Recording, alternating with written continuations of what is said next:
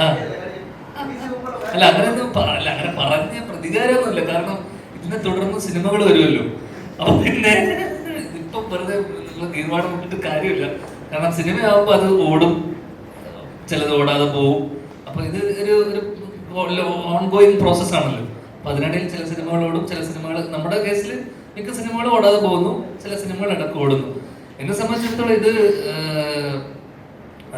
പ്രതികാരമൊന്നുമില്ല. ഒരു സിനിമ ഒങ്കിലും ഓടിയല്ലോ എന്നുള്ളതിന്റെ ഒരു സന്തോഷം ഇവിടെ പങ്കെടുക്കുന്നു മാത്രം. കാരണം ഇനി വരാനിരിക്കുന്ന പല സിനിമകളും ഓടണമെന്നില്ല, അല്ലെങ്കിൽ ചിലത് ഓടാം, ഓടും. അല്ല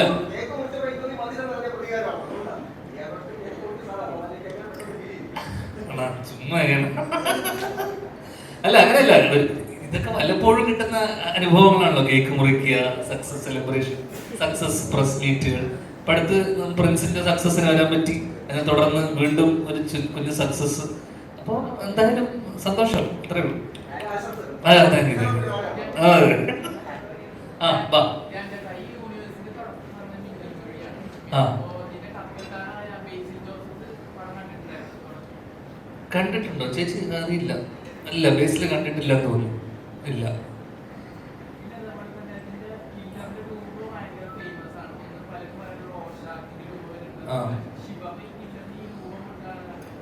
ആ അത് എന്നോടല്ല, നിങ്ങൾ പറയണം. ബേസിക്കലി ഒരു ക്രീപ്പിനെസ് നമ്മുടെയൊക്കെ ഉള്ളത് വേണം തോന്നി. അപ്പോൾ അതിൽ പണ്ട് 90 സെറ്റിംഗ് ആയതുകൊണ്ട് തന്നെ ഷാർക്ക് എന്ന് പറഞ്ഞൊരു കോമൺ സംഭവം കിട്ടുന്നത് കൊടുക്കാന്നേ ഉള്ളൂ. അല്ലാതെ അത് ഷിപ്പുമായിട്ട് അല്ലെങ്കിൽ റോഷാക്കാൻ അങ്ങനെ കണക്ഷൻ ഒന്നുമില്ല. ജസ്റ്റ് ഒരു ഗ്രാമത്തിൽ നമുക്ക് ബേസിക്കായിട്ട് കിട്ടാവുന്ന ഒരു സാധനമാണ് ഈ ഷാർക്കിൻ്റെ ഒരു കഷ്ണം. പക്ഷെ അത് കിട്ടുന്നത് കൊടുത്തതേ ഉള്ളൂ.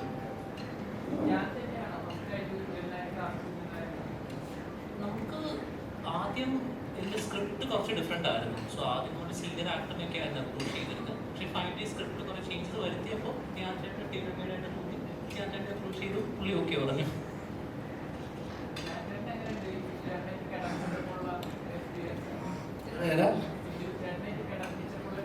കിടപിടിക്കരുത്, അത്തരം ഇതൊന്നും ഉണ്ടായിട്ടില്ല. കാരണം അവസാനത്തെ ഇതിൽ പറഞ്ഞു വരുമ്പോൾ ഇതിൽ ശരിക്കുള്ള നായകൻ സിജുചേട്ടനാണ്.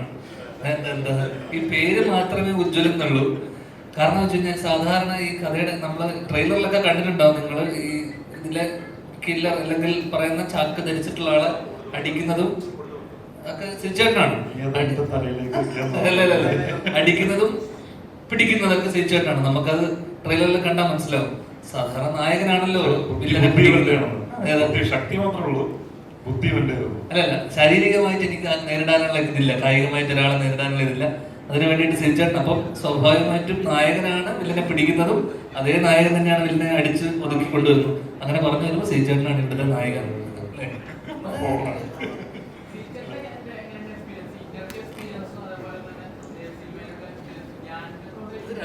രണ്ട് എക്സ്പീരിയൻസ് ആണ്.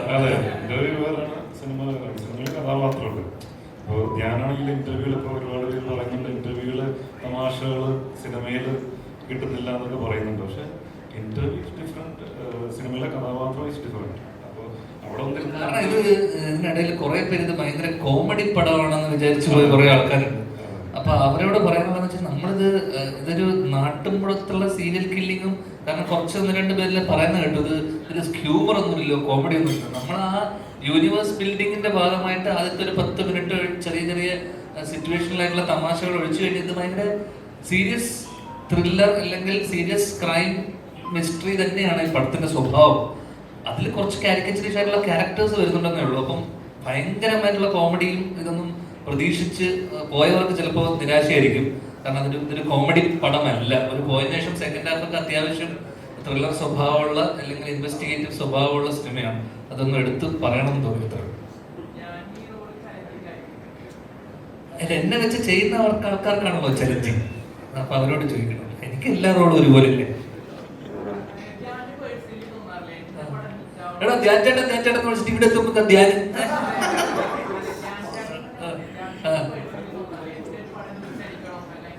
ഏതാ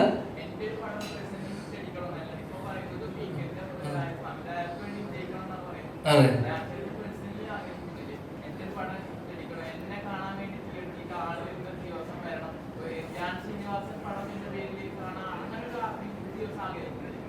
അങ്ങനെ ഒരു ആഗ്രഹം ഇല്ല. നീ അല്ലല്ല ചോദിച്ചാൽ കറക്റ്റല്ല.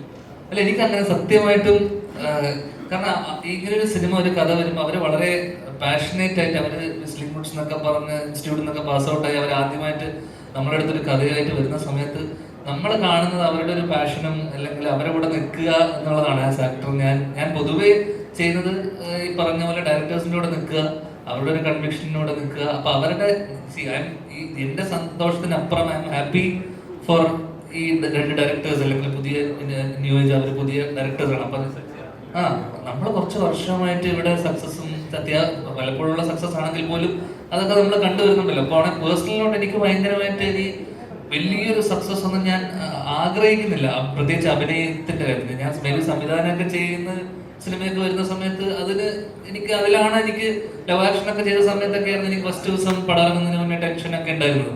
സ്വാഭാവികമായിട്ട് അഭിനയിക്കുന്ന സിനിമ വരുമ്പോൾ എനിക്ക് അങ്ങനത്തെ ടെൻഷനും കാര്യങ്ങളൊന്നും ഉണ്ടാവാറില്ല. അപ്പൊ ഇതൊക്കെ ഇതിന്റെ ഭാഗമല്ലേ ഈ സക്സസും. ഈ പറയുന്ന പോലെ 2 ആഴ്ചക്കപ്പുറം ഈ സക്സസ് ഒന്നുമില്ല. അപ്പം പടം ഓടുക, ആത്യന്തികമായിട്ട് സിനിമ ഓടുക എന്നുള്ളതാണ് എല്ലാവരുടെയും ആവശ്യം. ഓടിയാൽ സന്തോഷം, ഓടിയില്ലെങ്കിൽ അടുത്തതിൽ നോക്കാം എന്നുള്ളത് മാത്രമേ ഉള്ളൂ, വേറൊന്നുമില്ല.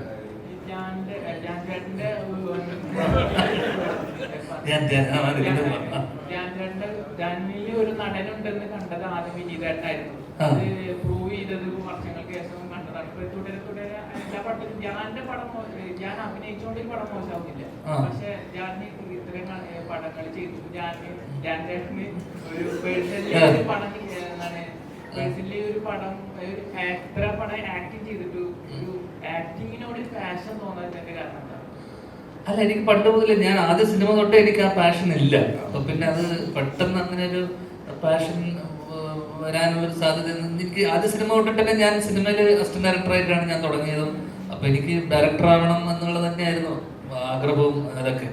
പിന്നെ തിര ചെയ്തു. തിര കഴിഞ്ഞതിന് ശേഷം ഒരു വർഷത്തെ ഗ്യാപ്പിന് ശേഷമാണ് കുഞ്ഞിരാമായണം ബേസിലിന്റെ സിനിമ ആയതുകൊണ്ട് ചെയ്തു. കപ്പ്യാര് അജു നീരജ് ഉള്ളത് കൊണ്ട് ചെയ്തു. ഒരേ മുഖം സൗഹൃദത്തിന്റെ പുറത്ത് ചെയ്തു. പിന്നെ ഗൂഢാലോചന അതേപോലെ അജുവും ബാസിയൊക്കെ ഉള്ളതുകൊണ്ട് ചെയ്തു. അങ്ങനെ ഈ സിനിമകളൊക്കെ ഉണ്ടായത് ഒരു ഫ്രണ്ട്ഷിപ്പിന്റെ ഫ്രണ്ട്സിന്റെ കൂടെ പടം ചെയ്യാലോ എന്നുള്ളൊരു ആഗ്രഹത്തിന്റെ പുറത്തൊക്കെയാണ്. അപ്പോഴേക്ക് ഡയറക്റ്റ് ചെയ്യാൻ വേണ്ടി ലവ് ആക്ഷന് പോയി. പിന്നീട് കൊറോണ കഴിഞ്ഞതിന് ശേഷമാണ് ഞാൻ സിനിമ ചെയ്യുന്നത്. അതിന്റെ കാരണമൊക്കെ ഞാൻ കഴിഞ്ഞ ദിവസം ഒരു ഇന്റർവ്യൂവിൽ പറഞ്ഞിട്ടുണ്ട്, എന്തുകൊണ്ട് ഒരുപാട് സിനിമകൾ ചെയ്തു എന്നുള്ളതിന്റെ ഒക്കെ. അപ്പൊ എനിക്ക് പണ്ട് മുതൽ ഞാൻ എല്ലാ ഇന്റർവ്യൂവിലും പറയുന്ന കാര്യമാണ്, എനിക്കിപ്പോ വരുന്നതേ നമുക്ക് ചെയ്യാൻ പറ്റൂ, നമുക്ക് കിട്ടുന്നതേ നമുക്ക് ചെയ്യാൻ പറ്റും. നമ്മുടെ അടുത്ത് നല്ലത് വരുമ്പോൾ, നല്ല കഥകൾ വരുമ്പോൾ അത് നമ്മൾ ചെയ്യാന്നുള്ളത് മാത്രമേ ഉള്ളൂ. അപ്പൊ നല്ലത് ഇപ്പൊ ഇതുപോലൊരു വർഷങ്ങൾക്ക് ശേഷം വന്നു, ഉജ്ജ്വലൻ വന്നു, നാളെ ഒരു നല്ലതൊരെണ്ണം ആരെങ്കിലും ഇപ്പൊ നമുക്ക് ഏറ്റവും കൂടുതൽ നല്ല റൈറ്റേഴ്സിനെയും നല്ല കഥകളുമാണ് ഇവിടെ മിസ്സിങ്. അപ്പം അത് നമ്മളിലോട്ട് എത്തുക എന്ന് പറയുന്നത് കാരണം അത് പല പല സ്റ്റേജസിലൂടെ കടന്നു പോയിട്ടായിരിക്കും. ആദ്യം ചിലപ്പോൾ എനിക്ക് വരുന്ന കഥകൾ ഞാൻ സ്ഥലത്ത് പറഞ്ഞു, എനിക്ക് വരുന്ന കഥകളൊക്കെ ദുൽഖറിന് വേണ്ടി ആലോചിച്ച കഥകളൊക്കെയാണ് എനിക്ക് വേണ്ടി എത്തുന്നത്. ആദ്യം അവർ ആലോചിക്കുക ദുൽഖറിന് ചെയ്യാൻ വേണ്ടിയായിരിക്കും. പിന്നെ അത് താഴെത്തി ആരും ചെയ്യാതെ വരുമ്പോൾ നമ്മളിലേക്ക് എത്തും. നമുക്ക് പ്രത്യേകിച്ച് പ്ലാനൊന്നും ഇല്ലാത്തതുകൊണ്ട് നമ്മളത് ചെയ്യും. അപ്പോൾ അതിൽ പലരും നമുക്ക് പരിചയമുള്ള ആൾക്കാരായിരിക്കും, സുഹൃത്തുക്കളായിരിക്കും, നമ്മളോട് വർക്ക് ചെയ്തിട്ടുള്ള അസോസിയേറ്റുകളായിരിക്കും. അപ്പൊ അവരുടെ ഒരു ആദ്യ സിനിമ നടക്കട്ടെ എന്നുള്ള രീതിയിൽ അവർക്കത് വിജയിച്ചാലേ അവർക്ക് മുന്നോട്ടൊരു കരിയർ ഉള്ളൂ. അപ്പൊ ഞാൻ സ്വാഭാവികം ചെയ്യണം എന്ന് പറഞ്ഞ് നമ്മളങ്ങനെ ചെയ്തു. പക്ഷെ ഈ സിനിമയിൽ അങ്ങനെ ആയിരുന്നില്ല. സ്വാഭാവികമായിട്ട് ഇത് വീക്കെൻഡ് അല്ലെങ്കിൽ സോഫിയ ചേച്ചിന്റെ ഒരു ബാനറിലൊരു സിനിമ വരുമ്പോൾ അവർ സ്വാഭാവികമായിട്ടും അവരത് കേട്ട് ഇങ്ങനെ ഒരു സിനിമ, കാരണം ആദ്യമായിട്ട് ഒരു യൂണിവേഴ്സിലൊരു സിനിമ വരുന്നു.